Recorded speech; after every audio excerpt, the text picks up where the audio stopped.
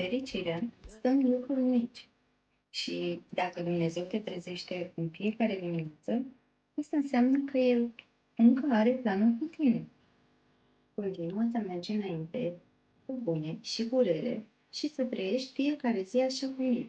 Și în momentul în care sunt obstacole, tu să poți să ai puterea să vezi binele acolo unde alții nu îl văd.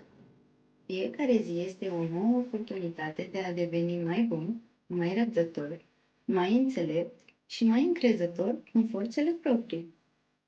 Și să nu uităm să trăim recunoscător pentru tot ceea ce avem. Nu lăsa grijile să-ți umbrească sufletul. Bucură-te de un zâmbet, un răsărit, chiar și de liniștea dintre două gânduri. Acolo se ascunde adevărata fericire. Toate le pot în cel ce mă întărește.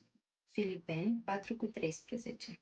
Așa că nu uita să ai grijă de sufletul tău frumos.